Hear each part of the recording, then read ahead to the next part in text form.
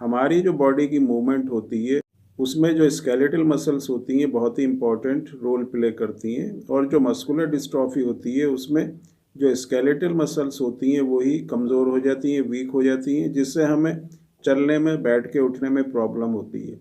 अगर हम मांसपेशी की या मसल्स के स्ट्रक्चर की बात करें तो हमारी जो मांसपेशी होती है उसमें एक तरह के बंडल्स होते हैं जिनको हम मसल बंडल कहते हैं, या इनको फेसिकल्स भी कहा जाता है। ये जो बंडल होते हैं इनको आपस में जोड़ के रखते हैं, उसको हम कहते हैं स्पेशल तरह का टाइप का टिश्यू होता है जिसको कनेक्टिव टिश्यू या कोलेजिनस कनेक्टिव टिश्यू हम कहते हैं। और जो मसल बंडल होते हैं उसमें स्मॉल, या हम कह सकते हैं थ्रेड, या जिसको फाइबर्स कहते हैं, जिनको मसल फाइबर्स भी कहा जाता है या उनको फैसिया भी कहा जाता है। तो इस तरह से हमारी मांसपेशी की बनावट होती है।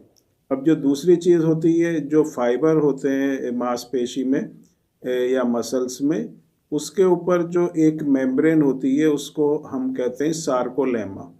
और सार्कोलेमा के अंदर एक फ्लूइड होता है जिसको हम कहते हैं सार्कोप्लाज्म। और जो सार्कोप्लाज्म होता है उसमें कैल्शियम जो आयंस पाए जाते हैं जो मसल्स की मूवमेंट में हेल्प करते हैं, कॉन्ट्रैक्शन और एक्सपेंशन में हेल्प करते हैं। इसके बाद जो चीज़ आती है, जो फाइबर्स होते हैं, जो मैंने मसल फाइबर्स बताए, उसमें और एक स्मॉल यूनिट होती है जिसको हम फिलामेंट कहते हैं। ये जो फिलामेंट्स होते हैं ये सार्कोप्लाज्मा में पाए जाते हैं और ये एक दूसरे से पैरेलल अरेंज रहते हैं। अब इसके बाद जो बात आती है वो आती है प्रोटीन की। जो फिलामेंट होते हैं उसमें, या मायोफाइब्रल्स जो होते हैं, उसमें दो तरह की प्रोटीन्स होती हैं। एक को हम कहते हैं एक्टिन और दूसरी जो प्रोटीन होती है उसको कहते हैं मायोसिन। एक्टिन जो होती है वो एक तरह के बैंड, ये एक्टिन और मायोसिन एक तरह के बैंड बनाते हैं जिनको हम लाइट और डार्क बैंड कहते हैं। मांसपेशी के अगर आप स्ट्रक्चर को देखेंगे तो उसमें आपको बैंड दिखाई देंगे जिसको हम थिन बैंड और थिक बैंड कहते हैं, जो इन दो प्रोटीन की वजह से होता है, जिसको हम एक्टिन कहते हैं। एक्टिन को आई बैंड भी कहा जाता है या आइसोट्रोपिक बैंड भी कहा जाता है।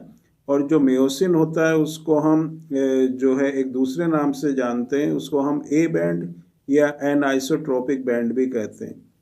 तो ये सब चीज़ें आपस में मिली रहती हैं और ये एक तरह से मांसपेशी को बनाती हैं। और मांसपेशी को अगर हम इसकी काम करने का अगर हम तरीका देखें तो ये जो प्रोटीन होते हैं ये एक दूसरे से जुड़े रहते हैं, मतलब एक दूसरे के से लगे रहते हैं, और इनमें एक तरह की एक थ्रेड लाइक स्ट्रक्चर होता है, या जिसको एक स्केलेटल स्ट्रक्चर कहते हैं, जिसको हम जेड लाइन कहते हैं। अब इसमें एक स्लाइडिंग प्रोसेस होता है, एक फिलामेंट के ऊपर दूसरी फिलामेंट जो है मूव करती है, जिससे मांसपेशी सिकुड़ भी सकती हैं, मांसपेशी जो है फैल भी सकती हैं। और क्योंकि जो भी हमारी मांसपेशी होती हैं वो प्रोटीन से ही बनी होती हैं, और जो डिस्ट्रोफिन प्रोटीन होता है वो बहुत ही इंपॉर्टेंट रोल प्ले करता है मांसपेशी की हेल्थ के लिए। और मस्कुलर डिस्ट्रॉफी में क्या होता है, ये जो प्रोटीन्स होते हैं ये नहीं बनते, जिसकी वजह से अगर प्रोटीन नहीं बनेगा तो मांसपेशी में ताकत नहीं रहेगी और मांसपेशी जो है बहुत ज़्यादा कमज़ोर हो जाएगी, वीक हो जाएगी और बिल्कुल लूज़ हो जाएगी, और वो एक तरह से मांस के गुच्छे टाइप में जो है चेंज होके और हमारे जगह जगह बॉडी में इकट्ठी हो जाएगी, लेकिन उसमें ताकत बिल्कुल भी नहीं रहेगी। उसके अंदर जो बल्क होगा वो बिल्कुल ख़त्म हो जाएगा, एनर्जी जो है बिल्कुल ख़त्म हो जाएगी, मांसपेशी बिल्कुल सही से काम नहीं करेगी, जिसकी वजह से जो स्केलेटल मसल्स हैं वो बहुत ज़्यादा वीक हो जाएंगी और जो हमारी मूवमेंट होती है वो बिल्कुल ख़त्म हो जाएगी।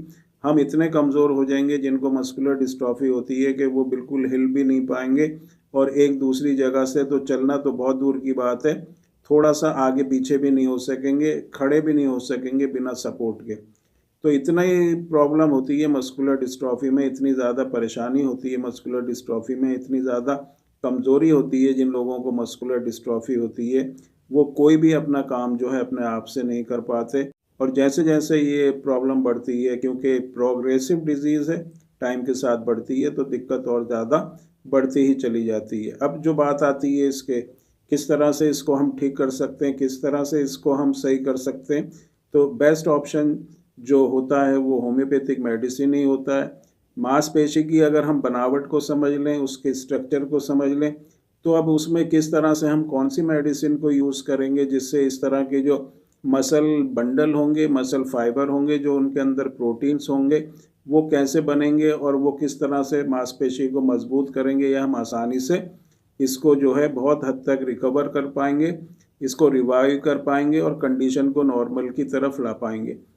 जो मेडिसिन दी जाती हैं बहुत ही इफ़ेक्टिव हैं। जो साथ में जो ऑयल, जो एमडी ऑयल है, वो नाभि में डाला जाता है, जिससे मांसपेशी में लुब्रिकेशन बना रहता है, मांसपेशी में ताकत बनी रहती है, मांसपेशी सिकुड़ती नहीं, सूखती नहीं, कमज़ोर नहीं होती, और उसके अंदर एक तरह की एनर्जी बनी रहती है। तो जो मेडिसिन है और जो ये तेल है, दोनों को यूज़ करने से जो फार्मूला होता है, जो लोग यूज़ करते हैं बहुत ही अच्छे रिजल्ट उनको मिलते हैं। उनकी कंडीशन बहुत जो बेहतर हो जाती है, पहले से कंडीशन में इम्प्रूवमेंट हो जाता है, मांसपेशी में ताकत आती है, और जो मसल्स बिल्कुल ही लूज़ हो गई थी, वो एक तरह से वो टाइट होती हैं, उसमें एनर्जी का संचार होता है। बहुत अच्छी कंडीशन जो है मस्कुलर डिस्ट्रॉफी के पेश